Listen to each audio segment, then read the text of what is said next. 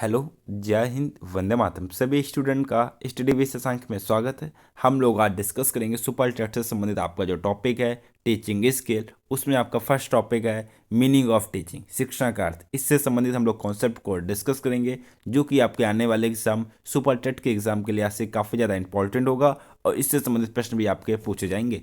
चलिए स्टार्ट करते हैं हम लोग आज की अपनी क्लास को। क्लास स्टार्ट करने से पहले आपसे कहेंगे, जो भाई बहन अगर नहीं फर्स्ट टाइम क्लास से जुड़े हैं, अगर अभी तक स्टडी विद शशांक चैनल को सब्सक्राइब ना किया और चैनल को सब्सक्राइब कर लें तथा बेल आइकन प्रेस करें, क्योंकि इस नोटिफिकेशन के द्वारा ही आप लोग क्लास से जुड़ सकेंगे। चलिए स्टार्ट करते हैं हम लोग आज की क्लास को, जिसमें फर्स्ट टॉपिक आपका है मीनिंग ऑफ टीचिंग। शिक्षण का क्या अर्थ होता है, इसके बारे में हम लोग बात करते हैं। सबसे पहले हम लोग बात करेंगे कि टीचिंग क्या होता है। टीचिंग को हिंदी में हम लोग क्या कहते हैं? शिक्षा कहते हैं। यह कैसा शब्द है? यह अंग्रेजी के टीचिंग शब्द का हिंदी में रूपांतरण शब्द है। इसका अर्थ क्या होता है, इसका तात्पर्य क्या होता है आपका सीखने से? जी हाँ, इसका टीचिंग का जो तात्पर्य होता है, इसका अर्थ होता है सीखने से।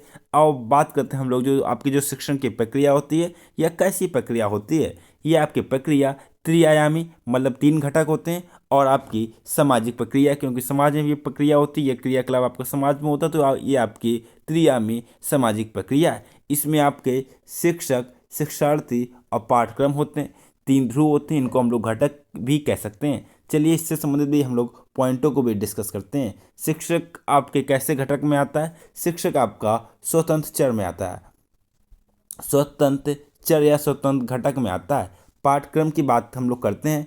पाठ्यक्रम आपका हस्तक्षेप चर में आता है, और आपका शिक्षार्थी आपका आश्रित चर में आता है। कैसे आता है? आपका आश्रित चर में आता है, क्योंकि टीचर को जो पढ़ाना होगा जिस टॉपिक को, वो स्वतंत्र रहता है, शिक्षार्थी उस पर डिपेंड करता है। पाठ्यक्रम जो भी होता है, टॉपिक होता है, इनके बीच में संबंध स्थापित करता है। चलिए हम लोग स्टार्ट करते हैं इससे संबंधित एक नए या दूसरे पॉइंटों को। सबसे पहले हम लोग बात कर रहे हैं कि शिक्षण के बारे में हम लोग बात करते हैं। अगर इसका शिक्षण के बारे में कोई मिनिमम रूप पूछा जाए कि संकुचित अर्थ क्या होगा, तो हम लोग क्या बताएंगे कि ऐसा शिक्षण जो निश्चित समय, निश्चित स्थान आदि से प्रदान किया जाता है, वह आपका शिक्षण संकुचित शिक्षण में आता है। किस में आता है? संकुचित शिक्षण में आता है। जैसे आपकी विद्यालय शिक्षा, विद्यालय शिक्षा के लिए एक निश्चित समय और एक स्थान होता है, तो इस तरह की शिक्षा को हम लोग संकुचित शिक्षा कह सकते हैं। लेकिन बात करते हैं हम लोग शिक्षण के व्यापक अर्थ की, तो जो आपका व्यापक अर्थ में आपके जीवन पर्यंत चलने वाली आपकी शिक्षा आती है। यह आपके जीवन अनुभव से भी संबंधित हो सकती है, कॉपी किताब से भी संबंधित हो सकती है, अन्य कोई चीज़ सीखने से भी हो सकती है। आपको जैसे कि आप परिवेश के बारे में, माहौल या समाज के बारे में भी आप ये सारी चीज़ें सीखते हैं, तो ये आपके शिक्षण के व्यापक अर्थ में आती हैं। चलिए स्टार्ट करते हैं हम लोग एक दूसरे पॉइंट को वाले, जो आपके एग्जाम से संबंधित काफ़ी ज़्यादा इंपॉर्टेंट हो गए कि शिक्षण के प्रकार कितने होते हैं। शिक्षण के आपके 3 प्रकार होते हैं। कौन कौन से प्रकार हैं? कॉपी में नोट करना सभी स्टूडेंट को। सबसे पहले आपका है एक तंत्रात्मक शिक्षण। ये क्या होता है? एक तंत्रात्मक शिक्षण में शिक्षक का जो स्थान है या शिक्षण प्रक्रिया के अंतर्गत प्रधान माना जाता है या सर्वोच्च माना जाता है, और छात्र का स्थान गौण माना जाता है, मतलब कम महत्वपूर्ण होता है आपका एक तंत्रात्मक शिक्षण में, जिसमें हम लोग लेक्चर देते हैं जो टीचर होते हैं, तो एक तंत्रात्मक शिक्षण की प्रक्रिया में ही आपके आते हैं। लोकतंत्रात्मक शिक्षण की हम लोग बात करते हैं। लोकतंत्रात्मक शिक्षण मानवीय संबंधों पर आधारित होता है। इस शिक्षण में शिक्षक एवं छात्र एक दूसरे को प्रभावित करने का प्रयत्न करते हैं। थर्ड आपका है हस्तक्षेप शिक्षण। हस्तक्षेप शिक्षण आपका क्या होता है? हस्तक्षेप शिक्षण करते शिक्षक व्यवहार करता है। क्या करता है? व्यवहार करता है। ये आपके डिफिनेशन थी, इनको कॉपी में नोट डाउन कर लें, एग्जाम में आपके पूछ सकते हैं। नेक्स्ट हम लोग बात करते हैं शिक्षण की विशेषताएं कौन कौन सी हैं। चलिए हम लोग डिस्कस करते हैं शिक्षण की विशेषताएं। इसमें आपकी पहली विशेषता होती है निर्देशात्मक शिक्षण। तो इसमें जो आपका टीचर होता है, ये बच्चे को निर्देश देता है अनुपालन करने के लिए, कोई चीज़ सीखने के लिए। सेकंड आपका शिक्षण कैसा होना चाहिए? सेकंड आपका शिक्षण प्रेरणात्मक शिक्षण होना चाहिए, जिससे आपको प्रेरणा मिले। तीसरा, शिक्षण करते समय हमको प्रगति पर आधारित शिक्षण देना चाहिए। सुनियोजित होना चाहिए, जिससे आप कोई चीज़ पढ़ा रहे हैं तो आपको पहले से उसका प्लान कर लिया होना चाहिए कि कौन सी चीज़ कहाँ से पढ़ाएंगे। जैसे हम लोग संज्ञा पढ़ा रहे हैं तो हमको मालूम होना चाहिए कि संज्ञा आपकी कैसी होनी चाहिए। संज्ञा आपकी सबसे पहले संज्ञा की डिफिनेशन, फिर प्रकार, फिर अब बाकी सारी चीज़ों को डिस्कस करेंगे। इसका जो नियोजित होता है, सही क्रम का नियोजित, वो आपका सुनियोजित करता है। प्रगति पर आधारित भी होता है कि बच्चे की प्रगति का भी ध्यान रखना चाहिए, किसके आने वाले रियल लाइफ में क्या ज़्यादा इंपॉर्टेंट होगी। नेक्स्ट आपका है सुव्यवस्थित होना, लोकतांत्रिक प्रक्रिया को बढ़ावा देना कि सभी स्टूडेंट अपनी बात को कह सकें, सहयोग पर आधारित। ये जो आपकी ये हैं, ये आपकी शिक्षण विधियाँ हैं या शिक्षण की विशेषताएँ, शिक्षण की विशेषताएँ।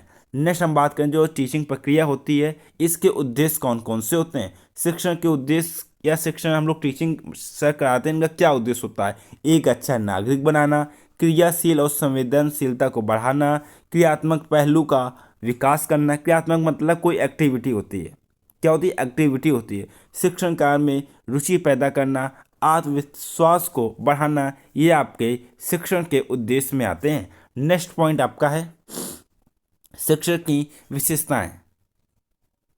शिक्षण की विशेषताएं बात कर रहे थे, उसमें आपका है शिक्षण के सिद्धांत, प्रिंसिपल ऑफ टीचिंग। तो आपके सिद्धांत कौन कौन से हैं। क्रियाशीलता का सिद्धांत होता है आपका, भिन्नता का सिद्धांत, शिक्षण के सिद्धांत, अनुकूलता का सिद्धांत। ये आपके सिद्धांत, इनसे परिभाषा इन्हें पूछ सकते हैं, केवल एग्जाम के लिहाज से जो इंपॉर्टेंट वही आपको पूछा जा रहा है, क्योंकि एग्जाम में आपको पूछा जाएगा कि ये 4 विकल्प दिए जाएंगे, पूछेंगे इसमें कौन सा आपका शिक्षण का सिद्धांत है। तो आपको मालूम होना चाहिए क्रियाशीलता का सिद्धांत, भिन्नता या व्यवहार का सिद्धांत, शिक्षण के सिद्धांत, अनुकूलता का सिद्धांत। नेक्स्ट आपका है अभिप्रेरणा का सिद्धांत, जिसमें आपको मोटिवेशन किया जाता है। अभिरुचि का सिद्धांत, जिसमें आपको रुचि या इंटरेस्ट होता है। अभिरुचि का सिद्धांत। बात कर रहे हैं हम लोग जो टीचिंग सूत्र होते हैं, टीचिंग फॉर्मूले होते हैं, उसके बारे में भी हम लोग बात करते हैं। टीचिंग फॉर्मूले में सबसे पहले आपका है प्रत्यक्ष से अप्रत्यक्ष की ओर। ये क्या होता है, चलिए इसके बारे में भी हम लोग बात करते हैं। बालक को पहले प्रत्यक्ष वस्तुओं को दिखाया जाना चाहिए, उसके पश्चात अप्रत्यक्ष वस्तुओं का ज्ञान देना चाहिए, जिससे वह ज्ञान सरलता से ग्रहण करेगा और सीख जाएगा। जैसे आप किसी चीज़ की कल्पना कैसे आप करेंगे, पहले कोई चीज़ मूवी देखते हैं, फिर उसके बाद हम लोग कल्पना करते हैं, हाँ ये चीज़ एंजल ऐसा होगा, स्पाइडरमैन ने ऐसा किया होगा, या फिर कोई चीज़ हम फॉर्मूले होते हैं उसको सवाल हम लोग पहले हम लोग सिखाएंगे 2+3 कितना होता है 5। बाद में उससे हम इमेजिन करने के लिए कहेंगे कि 2+4 कितना होगा, तो कल्पना कर पाएगा 2+3 में जैसे क्रियात्मक उसने कार्य किया होगा उसी तरह से कल्पना करेगा, फिर बताएगा कि 6 होता है। ये आपका है प्रत्यक्ष से अप्रत्यक्ष की ओर शिक्षण सूत्र। नेक्स्ट आपके सामने है मूर्त से अमूर्त की ओर। बालकों को प्रारंभ में ऐसी बातों का ज्ञान कराया जाना चाहिए जिससे वह देख सके, वह छू सके। बाद में अमूर्त विषय में बताना चाहिए, मतलब जो कल्पना हो गई या फिर कोई थिंकिंग प्रक्रिया होती है आपकी, ये आपकी कैसी है, अमूर्त प्रक्रिया में। लेकिन थिंकिंग प्रक्रिया करने से पहले आपको मूर्त चीज़ों को दिखाना होगा। मूर्त चीज़ें ऐसी जैसे किसी व्यक्ति ने कोई चीज़ देखी ना हो, तो सबसे पहले हम लोग क्या करेंगे, उसको हम दिखाएंगे, फिर उसके बारे में उसी तरह की कल्पना करने के बाद में करेंगे। जैसे कैसे बात करें, जैसे हम लोग मूवी की बात कर रहे हैं, मूवी की रचना होनी है तो मूवी को स्टूडेंट को किसी को नहीं मालूम, तो सबसे पहले हम दिखाएंगे इसमें आपका एक हीरो रोल होता है, ये हीरो है, ये हीरोइन है, ये पूरी स्क्रिप्ट है। फिर इसी तरह से हम कुछ दूसरी मूवी डिजाइन करने के लिए उससे कहेंगे, तो सबसे पहले हम दिखाते हैं पहले मूवी, फिर उसके बाद कोई दूसरी हम क्रिएट करते हैं। तो ये आपको कैसे आ जाएगा, मूर्त से अमूर्त की ओर।